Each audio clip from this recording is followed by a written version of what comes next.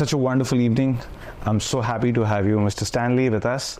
And while we start the complete conversation, as we call it, the Tea Talks, this is going to be that one wonderful evening where we are launching Tea Talks. And it's such an honor for Rapture as a company, as an organization, and the team all out here to have you introduce this complete concept to us. And we see this podcast to go length and breadth, especially with entrepreneurs, youth, and the upcoming aspirants in this business. So as the name suggests, we call it the Tea Talks, and we want to start it with a cup of chai. And as I serve you this chai, I would like to reminisce the memory of, of those times when we started with a cup of chai. And this business all took over with just a cup of tea at a stall, and we decided, let's plunge into this business. Beautiful. So while we have the first cup together. Thank you. All the very, very best to Raptures and the Tea Talk. Do well. Thank you so much. Good tea as well. Thank you. That's true. Yeah. Thank you. So, while we start this journey, or the audience and our viewers are excited to know who is Mr. Stanley, we want to understand what's your journey like. We want to understand where did you begin this complete journey and what has brought you today to this stage of being a leadership trainer. Wow. Basically, I'm from a very, very small town place called Madurai. And then I did my college at Loyola College in Chennai, which is one of the best colleges in India. And then after, that's a period where people talk about either engineers or doctors or CAs. And having been a BCom graduate, the normal trajectory would have been to a CA or ACA, so on and so forth. But my dad, he said, I need to do something called MBA. Wow. I said, MBA in those years, not very well known. Exactly. And there used to be IIMS, there used to be XLRI and Jamal Bajaj. These are the only three colleges. That's where my entire journey of professional scenario started. Wow. I came to Bombay, joined Jamal Bajaj Institute of Management Studies and passed out in 1985. And that's how it placed me into the professional space of being into a management leadership role across.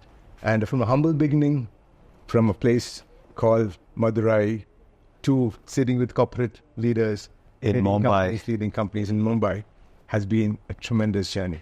And I want to really thank God, and I want to thank my parents and everyone who has been in this journey through and through for that. Wonderful.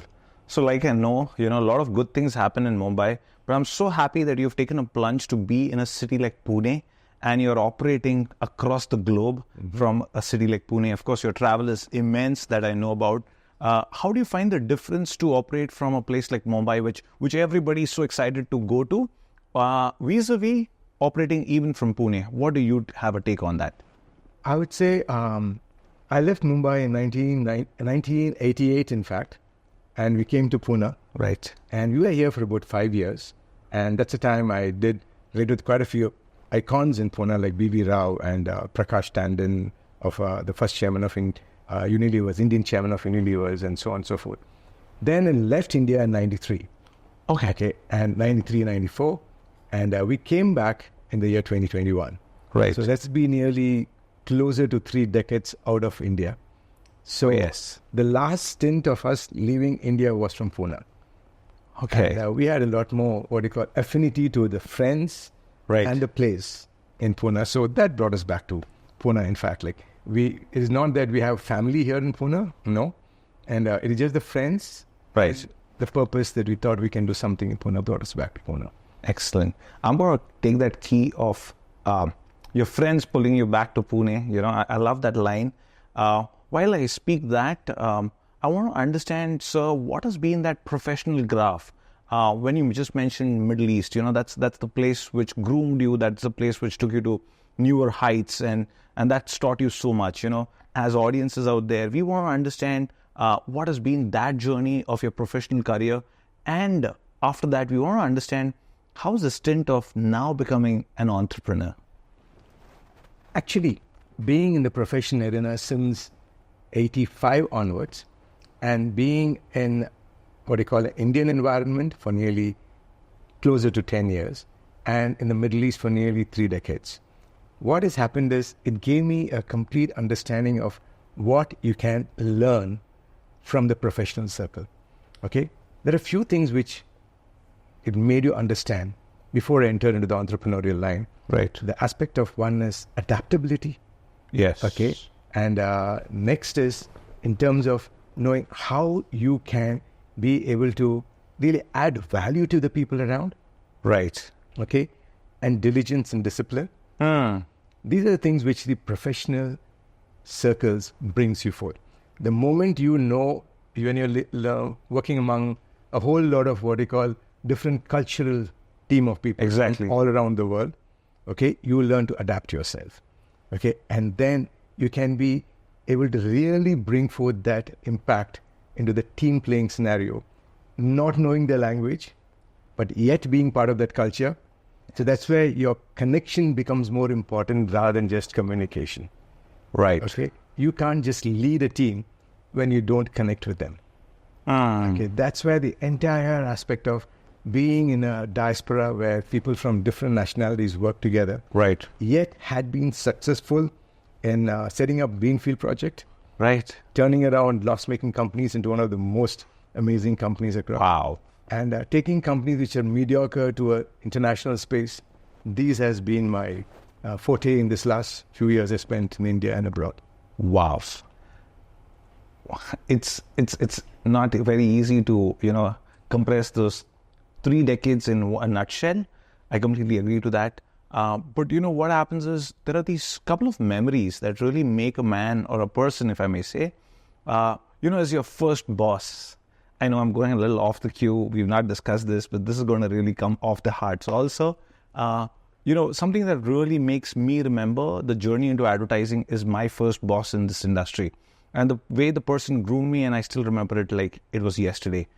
If you can share something or throw some light on those days when you first took up your first job and what really groomed you at that part, vis-a-vis when you headed the complete business. And I'm so happy to hear a little more deep about the Greenfield projects that you also anchored. After finishing my management, I think from my MBA from Jamal Bajaj, okay, we had the campus recruitment as usual.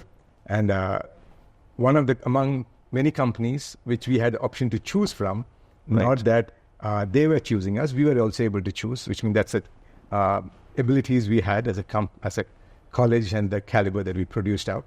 So I had gone for this interview with this company, which is called the Forbes Campbell, okay, and with the executive director, Mr. Aluwalia. I was sitting with him, and there's a final round of interview, and he asked me a question, Stan, which is the division that you would want to join? Okay, they had many divisions in the Right. FFC group. I said I would prefer to be in Eureka Forbes.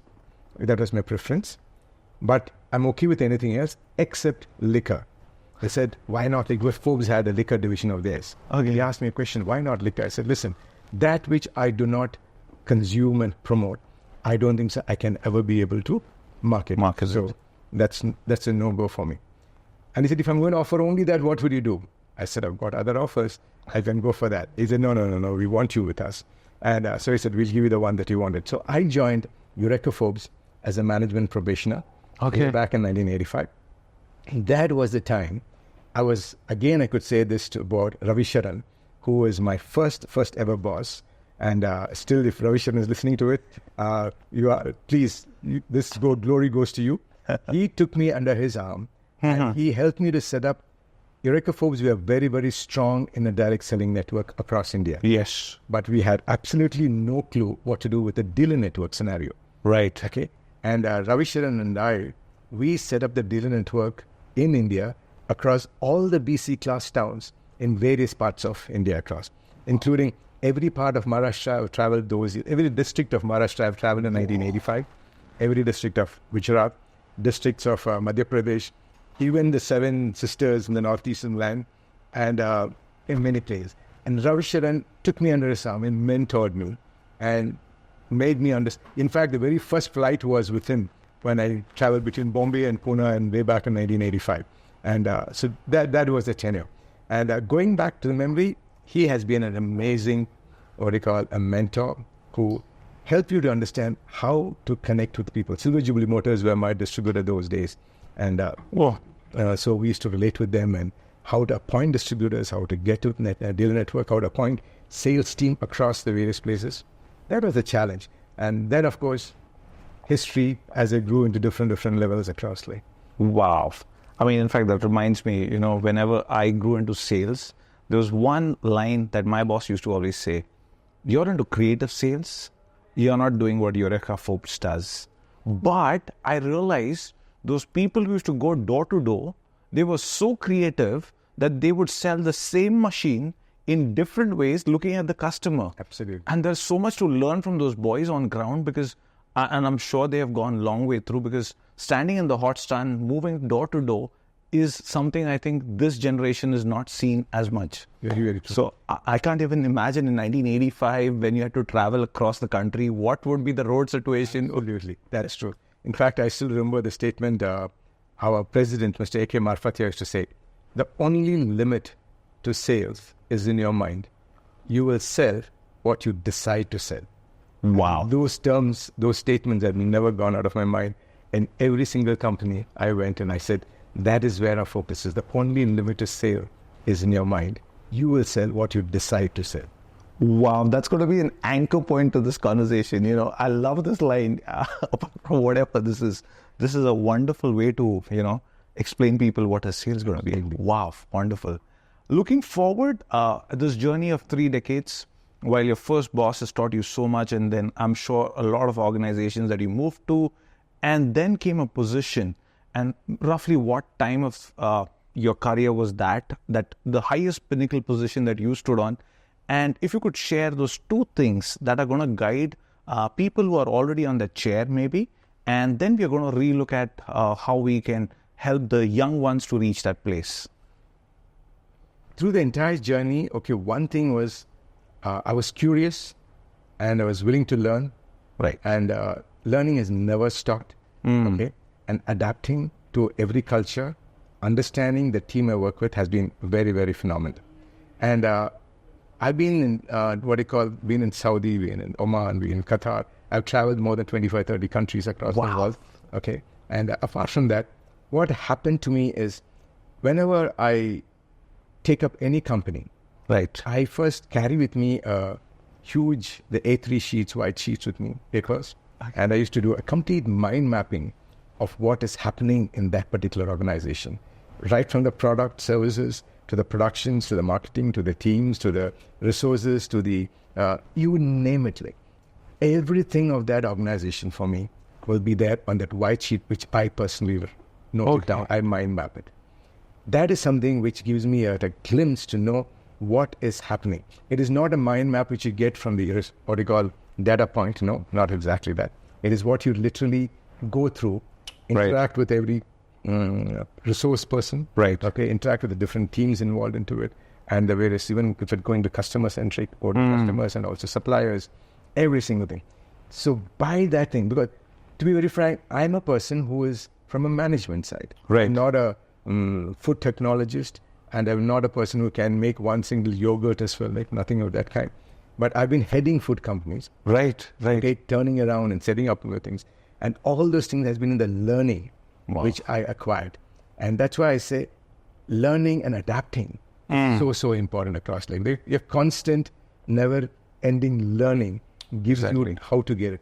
And also I go with the intent that any person who is there in the organization is a value adder. Exactly. Okay? If he is a value adder in the organization, how can you add value to him? That comes next to it.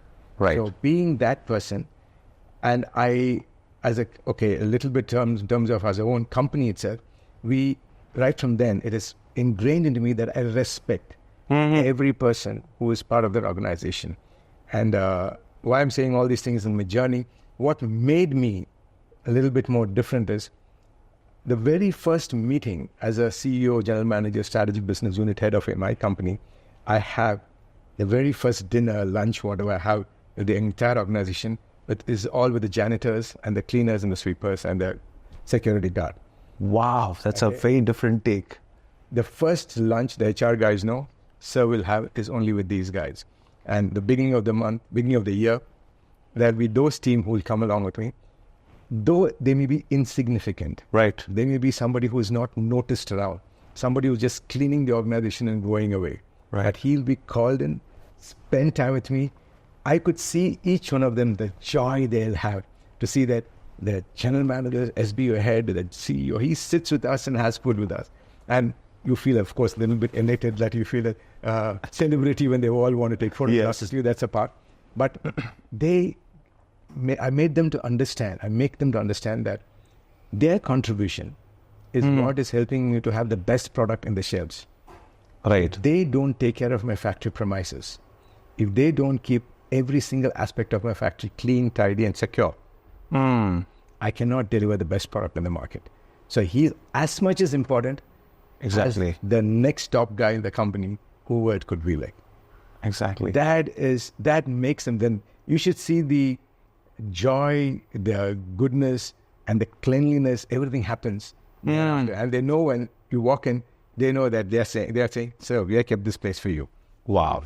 And I believe in one statement which is so, so important across all these years of my experience. People work for people. Okay. That's a deep thought.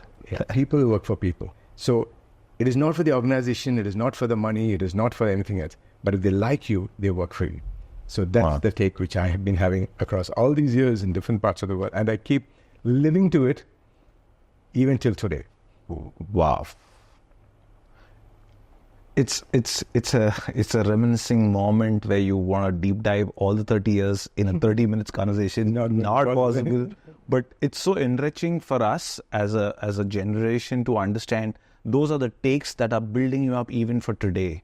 You know, if you had not gone through those, if I may use the word chisels, it wouldn't have made you stand on the podium that you are today on. So taking this thought and, I congratulate you celebrating, I suppose it's about 10 years now with John Maxwell. The 10th John Maxwell. Yes. And it's such a big thing. While I want you to introduce what is John Maxwell, firstly, most of our audiences might not be known to this. Also, why?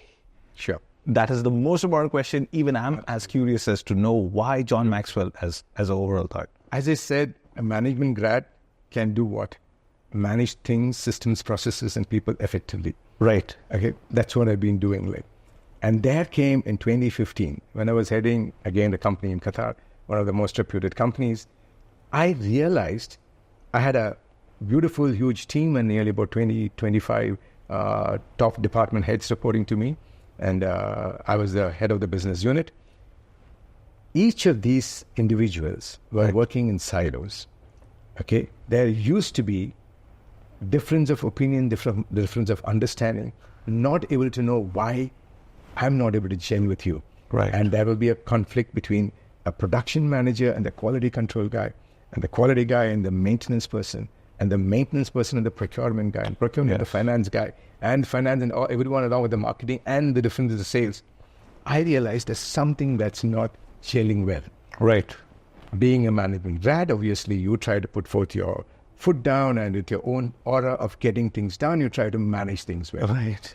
Still, it was not happening. That's the time I should say thanks to my wife. She introduced me to the John Maxwell team.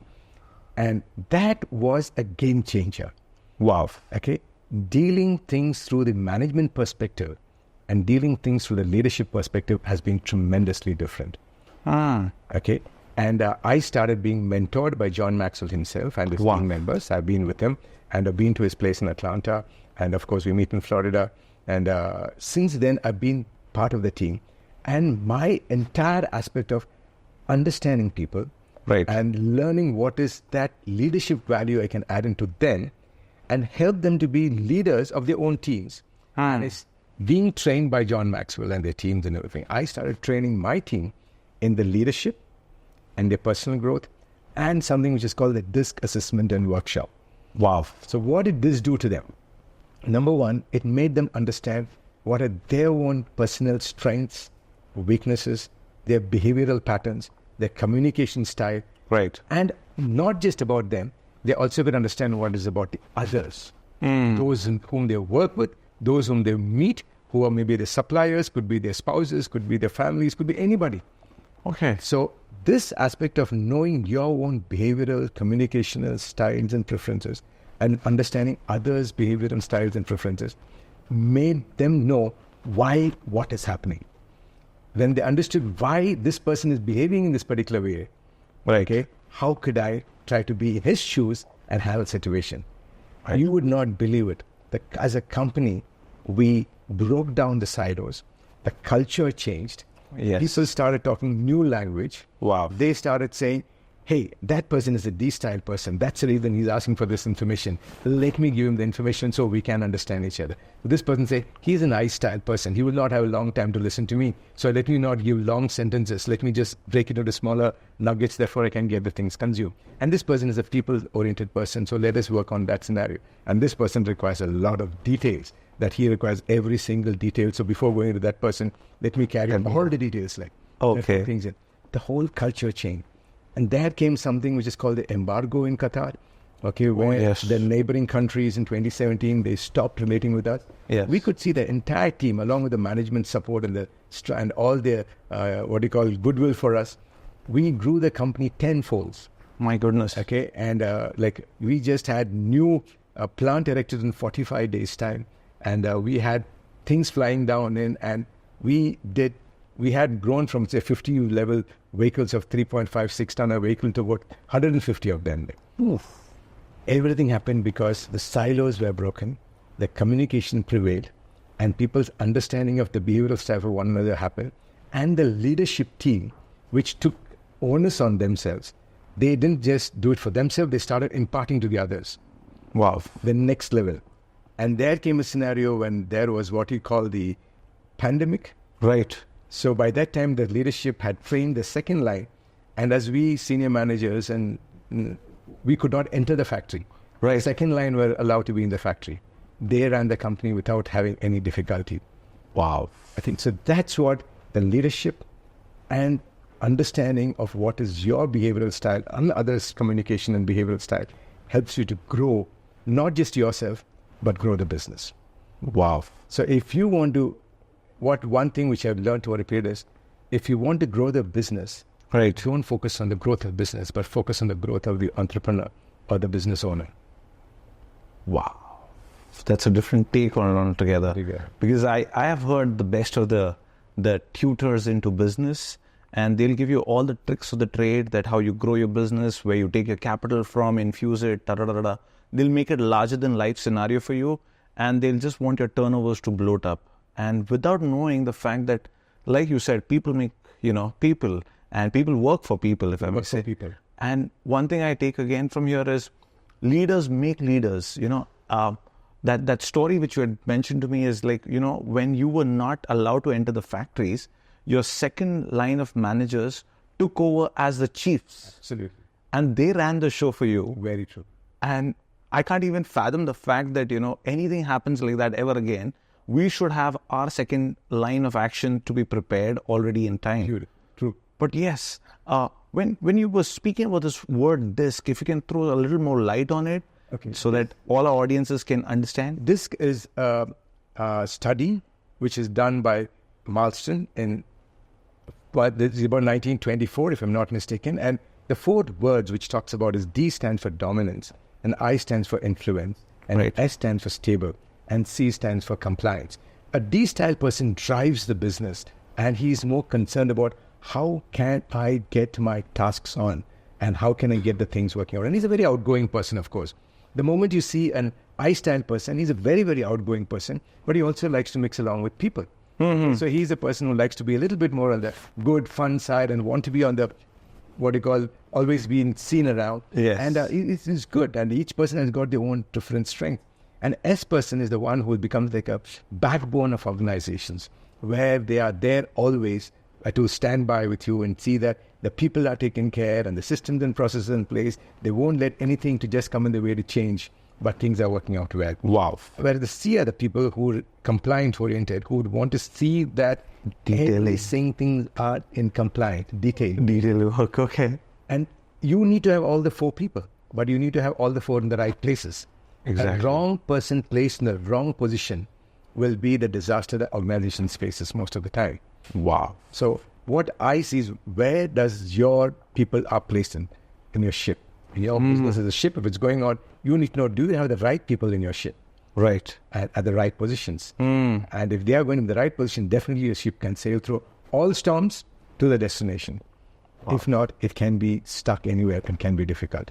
So DISC is one of the most, it's nearly 40 million people across the world has gone, and it's still not as popular in India, which is what I wanted to do it in India, wow. which helps. It's not just businesses. There's a DISC study, there is a DISC report, which is a John Maxwell.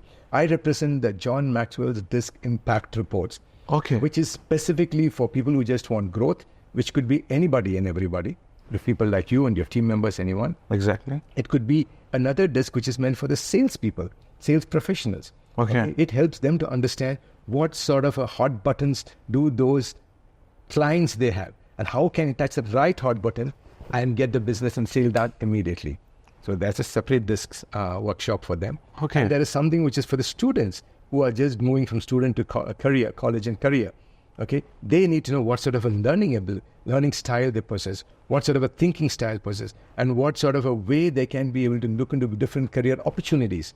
They get a report, a 41 pages report, which gives them the complete understanding of their strengths, their weaknesses, their opportunities, and the various, based on the communication and behavioral style, not on intelligence. Okay. What are the various avenues of what you call education, academics. Career they can choose.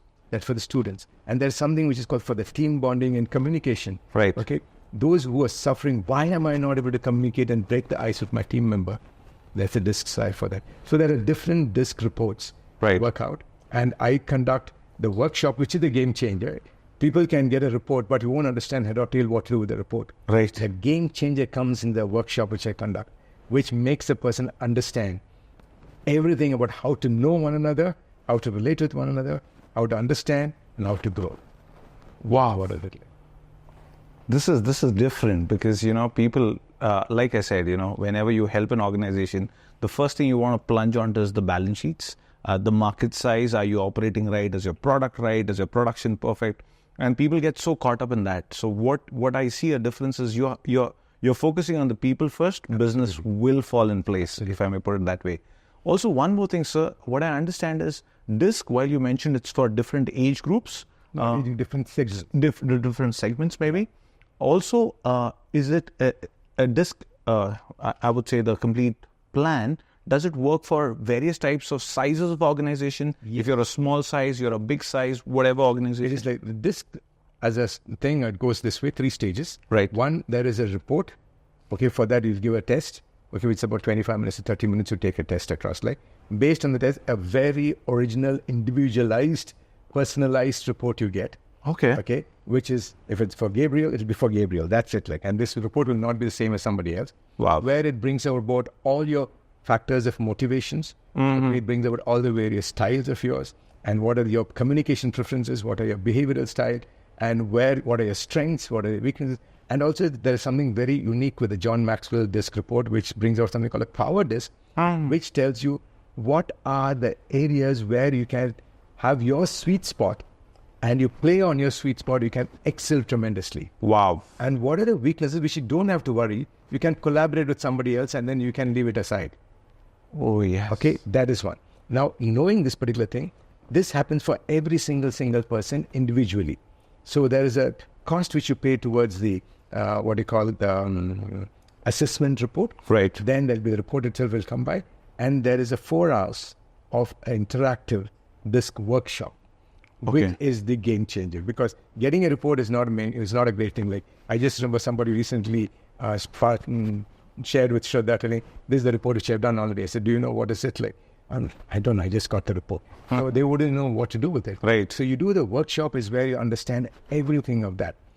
Thereafter, there's a one-on-one coaching session, which is as good as a debriefing for your growth. So these 3 aspects is what I offer. DISC assessment. Right. And there's a workshop, and there's a coaching debriefing session across. Wow. So for an organization of a small size to a large size, it's immaterial. Okay. Everybody can go through the workshop. Exactly. And if you want only a few to go through the assessment, yes, they can go in. The others will miss out, of course, because the assessment is the one which really makes you understand what is your style, what are the motivating factors, what are your power disc, which are your sweet spots. What are your strengths? What are your weaknesses? What if it's a student? What are your cognitive styles? What are the various areas? How you learn? How you listen? How you prepare? You make your own way of studies. Which are the areas you can enhance yourself? Wow, all those things works out on there. This is a real different way of putting it together, that you can actually work on your sweet spots. Yes. And sometimes, we've been taught so much that, you work on your weaknesses. Yes. And, it's a different perspective that leave it. You can collaborate with someone else and your weaknesses can become strengths. Absolutely. Otherwise, you build your strength on strength. Right. Weaknesses becomes nothing. And you can collaborate. I think somewhere we see so less of this collaboration concept. People want to become individualists. They want to rise, but they want to rise by themselves. They don't want them to be a part of a team. True. And I think that is the biggest issue in today's entrepreneurs. Either you rise up by yourself or you cut the feet of the others that you shine out. I know. So I think that's one of the worst things that I've been seeing in the market. While your journey is so interesting, so can you just help us out to understand that from a full-fledged role of handling greenfield projects to such a large extent, and you making such levels or into your career altogether, what made you take that step that, okay, now it's time, I pull the plug and I'm going to re-switch to becoming an entrepreneur, helping as a leader? Of course, the biggest step is to coming to India altogether. Absolutely. So what made you do this? As I said to you, again, the entire factor was when I was there in Qatar, and then I saw when I started imparting to the team which was with me and making them understand what is the value of being a leader and what is that for you to know and make leaders. Right. So I said the only most cognizant factor for any organization, for anything to grow, is leadership. Okay. Everything rises and falls on leadership. That's what John Maxwell said. Yes. I believe it. And if I have to see in every single, be it in religious, or be it in organizational, be it in corporate, or be it social, any places. Right. You see the organizations have risen and fallen because of leadership. I said, that will be my core area. And I said, I want to come back to India and I want to set up an enterprise where I can add value and train leaders and make them understand how important it is for them to grow into the shoes of being a leader and be able to grow. And it's a very intentional decision. Right. It's a calculated, intentional decision planned since 2017 it became 2019. Finally, we could come back in 2021 because of different expectations of me in the organization when I was over there. And in fact, if you won't believe it, I given nearly 18 months notice period to my organization. 18 months notice period. Oh, goodness. I said, listen, I went to Sheikh and to the group head CEO and said, listen, I plan to go back to India in this particular year, 2020, end December 31st. So kindly consider this. I said, 18 months later, forget it. So I said, no, till then you will not see a single iota of change in the entire work environment, but I'll bring people, I'll make sure I can take over from you. So without the knowledge of them, I brought in people, mentored, trained, given them the respective things to take over. So there was a very smooth, simple transition. In fact, I still remember 3 to 4 months before leaving. Right. Again, they said, Stan, I know you mentioned that this year end you want to go back, but it doesn't matter. Leave it aside. We still know you're young. We would like you to continue for another 3 to 5 years. Wow. But taking over another company, I was already heading 2-3 companies within the group. Just to take over another company and you can start giving leadership to that. It was, again, imagine people at that age are normally said bye and move on. Whereas here there was an offer for me to go further and to be with them for the next 3 to 5 years. And came back and sat at home and discussed with my wife as well as Sukruti, my daughter. She said, Dad, what do you want to do? I said, I want to do things what I want to do. Then he said, do what you want to do. Wow, and just keep doing what somebody else would want you to do. I said, fine. Then intentionally, 2 days back, went back and told them, sorry, I think I'll go back to India. Oh, okay, then we can go back to India. So that's how we planned to come back to India. So it was a very, very planned scenario that I want to come back to India and start a consulting cum training institute. That's why it's called Stanley Consulting and Training, where we focus on leadership, we focus on communication, we focus on team building, we focus on DISC assessment workshop, and we focus on personal growth.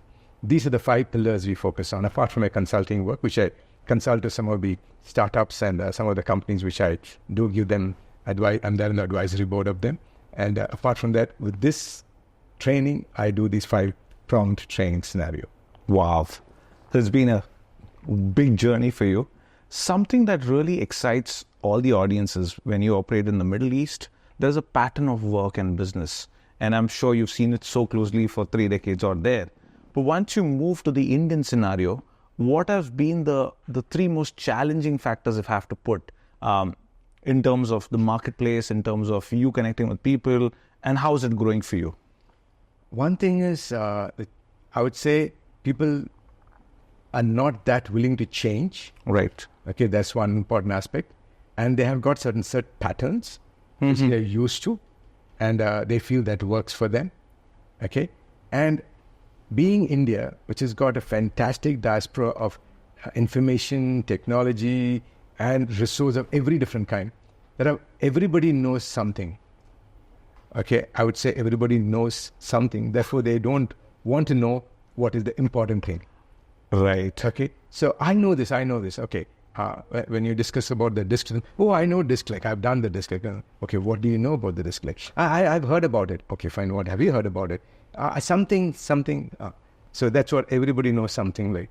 Okay. But nobody knows anything which is important. This is one thing which I see in India where so many things are available. So they feel they know. And what I see is people who are, especially India has become a country which has got a population of in the 20s and 30s. And there's a huge, volume of people in that particular caliber. Many want to be their own entrepreneurs.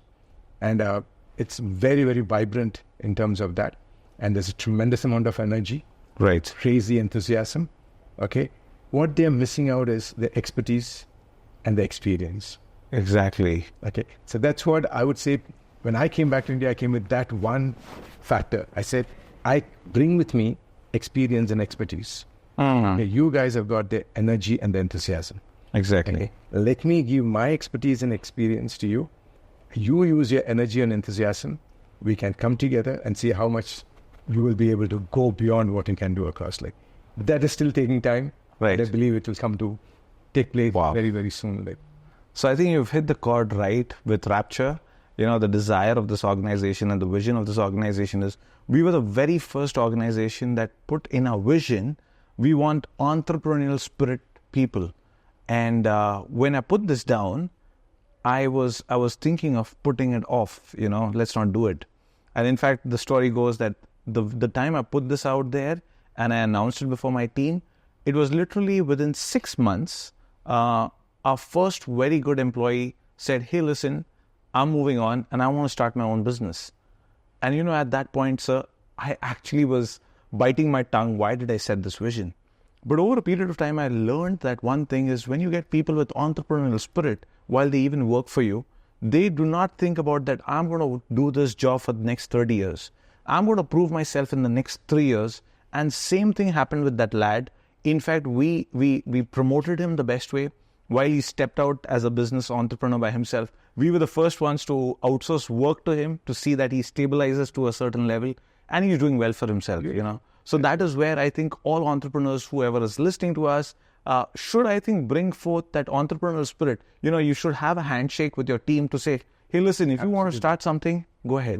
In fact, to add to this one, what I would say is, John Maxwell says, entrepreneurs are the make it happen people. Wow. Okay. The entrepreneurs are the make it happen people.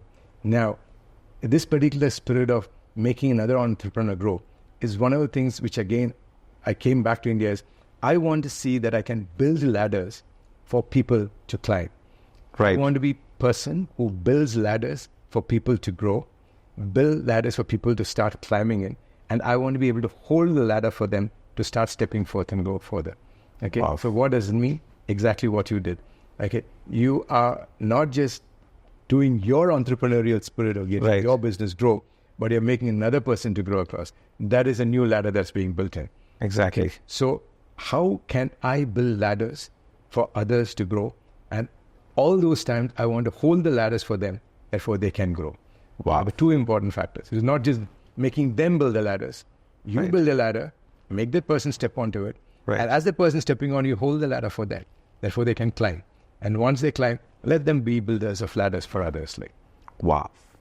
Taking this conversation ahead, and while we have moved to the deep of the entrepreneurial spirit that we're talking about, what would be the couple of things that come to your mind? Especially right now, you're seeing, like you mentioned, the surge of the 21-year-olds who are stepping into businesses. Of course, they're doing well for themselves also. It's not always the balance sheet that matters. Somewhere I feel that the attitude towards business has to be very put right, if I may say that. And what would be those two suggestions, a couple of suggestions as per you, for the youngest entrepreneurs on the block? There are three important aspects, I would say. One is you need to have a knowledge, Right. skill, above all, attitude. Okay? Knowledge, skill, attitude. Knowledge is what you gain probably either from an organized sector through college or career or whatever it is, that's not a problem. And skill is something which you developed. Both those things are very important. Probably going to a college gives you the knowledge. Apart from the knowledge, it also helps you to develop your own strategic thinking and helps you to see how we can behave among various people. Right. Every single thing. And the skill, probably you can develop your own self, or you've been trained by somebody to develop those skills. Perfectly okay. But the fundamental, most important thing is the attitude. Okay? Even as an entrepreneur, Right. that attitude, being positive, being encouraging, being understanding, being a person who has the respect, being a person who has got the integrity, being the person who has collaborative spirit, being a person who works on empowerment, being a person who is trustworthy, being a person who is, working on excellence. All these things matters across. These are all part of the attitude that comes in over. Where a new person, I would want to tell this to every single one of you guys who are there. Knowledge, skill, and attitude. Knowledge can be imparted from outside. Skill you can develop with your own hands or whatever is it. But attitude is something's within you. That nobody can impart. Right. And that is where the entrepreneurial spirit, not the arrogance comes in, but the right attitude that comes in. And when you have that, I can tell you, and with the, the humility of getting the advantage of learning from those with experience and expertise, and with your energy and enthusiasm, the right attitude, wow. I think there's no bound for your growth. That's what I would say for the next gen. Wow. When you look at the next gen, is it advisable? I mean, I'm just giving it a thought. Nothing wrong as you step out of college, you can start your own business. Would you advise them that the next gen would actually first take a step into a job scenario, learn for a couple of years, understand it, rather than to start on a high note and then realize that, hey, listen, now to get back is difficult? What was your take on it? That's what I was just trying to say. When you are working in an organized sector, Right. you learn a lot of things other than just working for somebody. You learn, first of all, discipline. You learn what is called strategy. You will learn how to work with a team. Okay. You will learn how to understand what is called market trends. You will learn what is called to be able to take those strategic decisions at the right time, and where you need to be quiet and where you need to move on. And you would learn from experts because they've already gone ahead in that journey. Right. The moment you step into an organization with that attitude, that I want to learn, and not necessarily I'm going to step out tomorrow. One thing I don't try to tell a person joining a company, he joins with the intention of telling, I'm going to learn, therefore I can start my company tomorrow. That's also not the right attitude. Right. You are going to join a company with the intention to say, I'm going to give the best to that organization. I'm going to see that my impartation, my learning, everything is going to be the 100%. Exactly. When you go with that attitude, I'm sure you will gain networking of your own professionals who are there in the entire course of time, because your attitude is clear.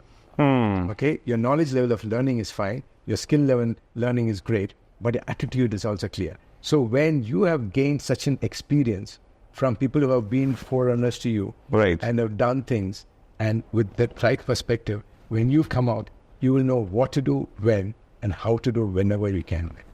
Wow. This has been such an interesting conversation, and most of this has been impromptu. We've written like a couple of questions earlier, but I think most of them have just gone off the cost. We've just been talking, and this kind of a conversation is what we propose to have on tea talks. Why tea talks? Basically, it's just a cup of chai that you take on hands, and you're just talking and you're flowing with the thought. What would be that one advice that you would like, or what would be that one aspiration that you see tea talks to elaborate over a period of time rather than just another normal podcast? What do you think we should be doing the right way? I just want, first of all, to say that in all this journey is not me. Okay? Right. And if you have to see, as it started off, I said where I come from, my confidence does not rest on what I am. My confidence lies on the faith which I believe in. That my confidence lies on my God's faithfulness in the entire journey. Okay, that's where I start with. Okay, my confidence rests upon the faithfulness of my God, number one. Okay, and second is, if you see in my business card or whatever, there's a triangle you would see. Right. Okay, I always say the triangle has got 3 sides and it's an equilateral triangle. Okay, which means it holds on all 3 sides equally. And I believe, and this is what I work on, as individuals, whoever you may be, like, I would say, one of my foundational thing is God, favor of God is my first scenario. And another one is favor of man. And the third one is hard work. Okay? To remain in equilateral triangle, all these 3 has to be equal. Right. So I always use this scenario. Okay. So if I want to have my equilateral triangle equal, I need to have the favor of God, I need to have the favor of man, and I need to do hard work. Right. If I think I don't care about God, I can be my own personal man, I can do everything. What happens? This particular thing falls off and your triangle collapses. Yes. If you feel I have got all the wasta in the Middle Eastern terms, which means all the connections with the high society and the politicians, etc., I can do everything that I want. In the Middle East, we use the word wasta. Okay. I feel I've got all the wasta. I don't care about God. I don't care about hard work. I'll get everything that I want. Your triangle collapses. And if you feel that I am a self-made man, I don't care for anything. I can work and I can prove myself with my own skill, knowledge, and everything that I have. Wow. Your triangle collapses. Okay. So if you want to have your triangle could be a small triangle. Your triangle can be a very large triangle also. Yes. And it can continue to grow. So you need to have 3 fundamental things: favor of God, favor of man, and hard work. This, you keep doing it, I think there can never be anything shortfall in your life. Wow. I think that's going to be one of the best times of wisdom that we've taken from Sir Stanley. And it's such a privilege to have someone open this conversation. This is like the launch of Tea Talks. All the very best to that. Thank you so much, sir. And we want to progress with this thought. That's the reason I say, I don't want to, it's not our passion to just do a podcast to, get 1 million of viewers, but it is to help and reach out to the right people. I see that there are so many celebrities like you in your own self who are doing such good work, but people have not reached out. So it's the zeal of rapture through Tea Talks that we meet people like you in the marketplace there to encourage the ones who are yet to start their careers, to encourage the ones in today's day. I know you're also teaching in colleges, you're lecturing in colleges on practical education as you're doing right now. One little light on education system. How do you see that it's going to be bettered up in the years to come? What would your take be? Education coupled with practical inputs into the entire thing is going to be the scenario for the future. Not just theoretical knowledge, but I would say I've got an intern with me who is Vaibhav, and they're all students of mine who were imparted the practical input when they were doing the regular college scenario. I think that's going to be the thing of the future, where practical knowledge, applications, and from a person who's from the professional field, not necessarily a tutor by tutor, and with all respect to all the professors and lecturers, there's no 2 ways about it, but we bring in a different flavor of not the theory which you can impart, which is what made us grow, but the knowledge which you acquired in the field that can help the students to have a better, a width of experience and a wider perspective. See that they can grow across it. So that's the education of the future. More of learning the theory along with the practical applications of the same. Wow. And I'm going to take that opportunity right now, while you've stated it so well, the fundamental of education, which is improvising in a different outlook altogether. Very soon, you're going to see the Tea Talks unveiling a newer level of vocational education, which is going to be the talk of the town very soon. And Rapture is already working on it right now. I'm just giving a teaser while we're doing the first talk altogether. And very soon you're going to be a part of the entire journey, sir. I love you to have this. Yes, and the kind of way, a new style of putting your thoughts together. The beauty of your conversation is packaging it so well so that all our viewers can receive out of this. We thank you for being a part of this journey with us, and we wish you all the best. And I want to thank all the viewers there while you've been so patient to hear Sir Stanley. If anyone wants to write to him, we're going to be displaying in the comment section. We're going to be letting you know where you can find and get hold of him. I think the DISC training is one of the best ones. We as Rapture are also going to be a part of this soon. So very soon you're going to see some short clips of Sir being with us at our office. So please be tuned up, and thank you for all your time. Thank you, sir, for being with us. So much. Looking forward for this. Thank you, all of you, and thanks to you, Kev. Thank you. Thank you so much. Thanks enough.